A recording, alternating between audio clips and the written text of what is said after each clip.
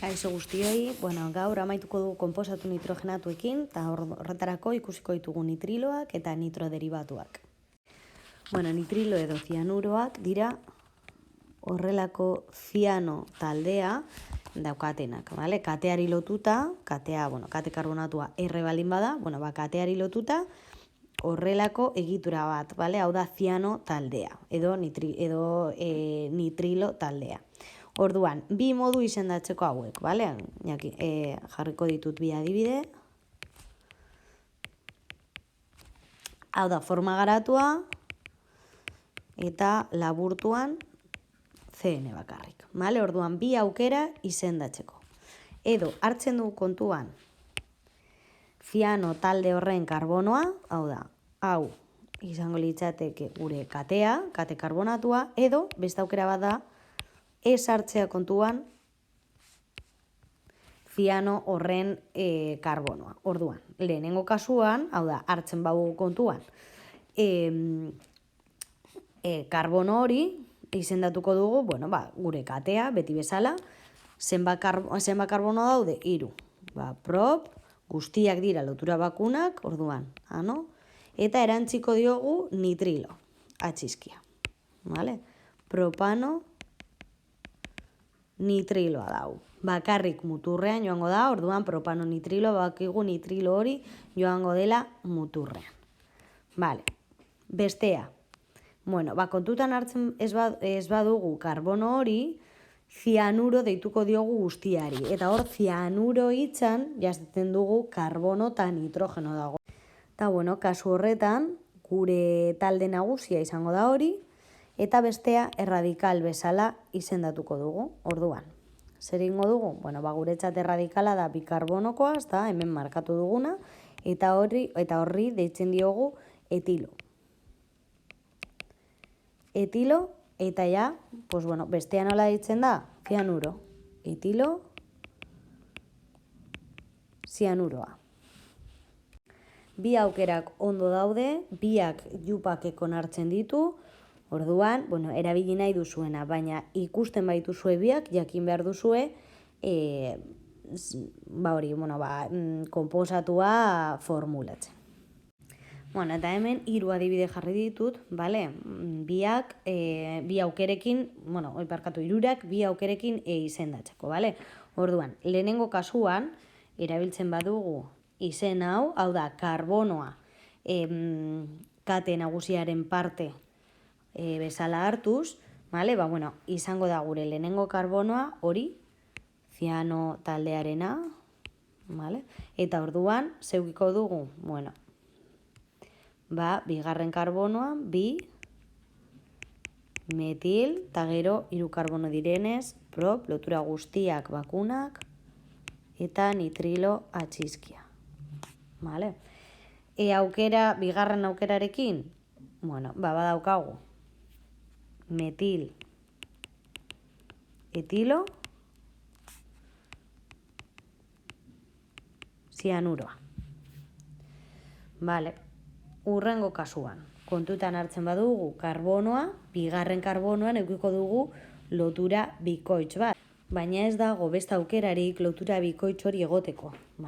Lehenengo karbono honek baditu 3 lotura, beraz, hemen beste bikoitz bat egotea ezinezkoa da.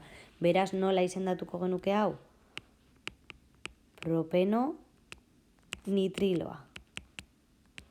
Eta ez dugu esan behar non dagoen lotura bikoitz hori aukera bakarra delako, baina beste aukera bat egotekotan aipatu beharko genuke non dagoen lotura bikoitza. Adibidez, imaginatu pentano bat dela, pent 3 eno nitriloa. Aipatu behar dugu, kasu honetan ez dugu egiten aukera bakarra delako lotura bikoitza egoteko.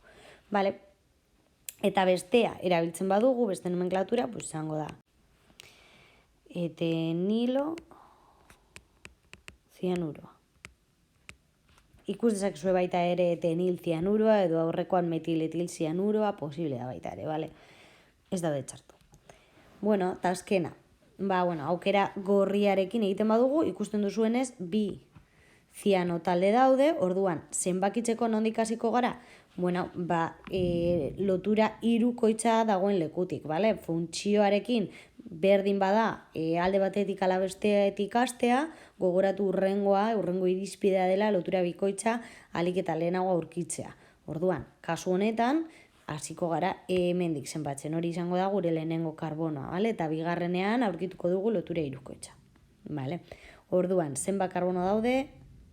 5. Beraz, pent, bi, ino, eta bi nitrilo daudenez, di nitriloa, bale? Hau ez da aldatzen, azkenean zer jartzen dugu, di hori, aurrizki hori betikoa. Eta bi ziano talde daudenean, bale? Edo bi nitrilo talde daudenean, beste nomenklatura ez dugu erabiltzen, bale? Zianuroarena ez da erabiltzen. Orduan, bakarrik erabiliko genuke hau bi nitrilo egotekotan, bai? Niretzako aukerarik errazena da.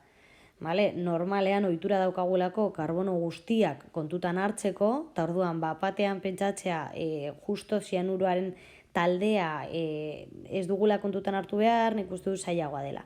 Baina, bueno, zuek ikusi. Hala ere, horrelako bat agertzen bazaizue, zuek jakitea zer den. Bueno, eta azkenik ikusiko ditugu nitro derivatuak. Vale? Nitro, benetan ikasten da nitrogenatuekin, hori nitrogenoa daukalako, baina erradikal bat da. Vale? Erradikal berezia nitro izenarekin, baina listo, ez da inoiz eskate nagusia ez atxizki berezi bat jarri behar zaio, ez ebez, vale? Erradikal bat da, orduan izendatuko dugu erradikal bat bezala. Adibidez.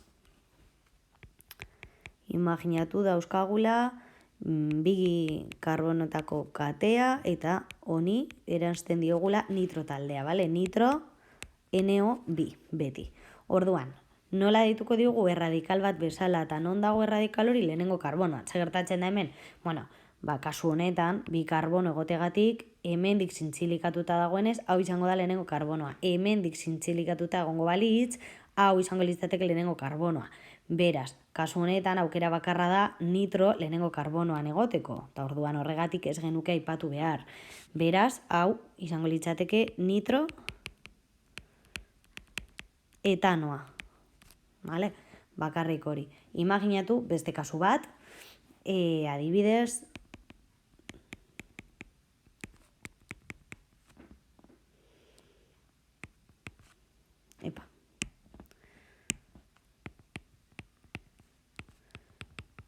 hemendik zintzilikatuta badago, kasu honetan badaude 4 karbono eta nitro taldea. Vale? Gogoratu erradikal bat dela, orduan hasieran aipatu behar dugu, berak, esango genuke bi nitro butanoa, vale? Metil bat bezala, bai? Baina metil esan beharrean nitro. Bai? Hau da, erradikal hori izen berezi bat dauka, eta da nitro izena. Bakarri da hori. Gero, adibidez, bentzenoarekin. Bentzenoarekin normalean asko agertzen direlako, vale? Kasu honetan. Bueno, bentzenoarekin, bakizue, 1, 3, dinitro, bentzenoa. Edo normalean erabiltzen dena, 1, 3 posizioa meta denez, eta M da bere laburdura, M dinitro bentzenoa. Vale? Orduan, eskazkenean gauza bera da erradikal bat, baina nitro izenekoa. Ez dauka inolako misteriorik. Vale? Orduan, holan, eta beti, bi badaude di atxizkiarekin, 3 badaude tri atxizkiarekin, eta holan. Ez dauka inolako misteriorik. Eta honekin, listo, vale? Konposatu nitrogenatuak amaitzen ditugu.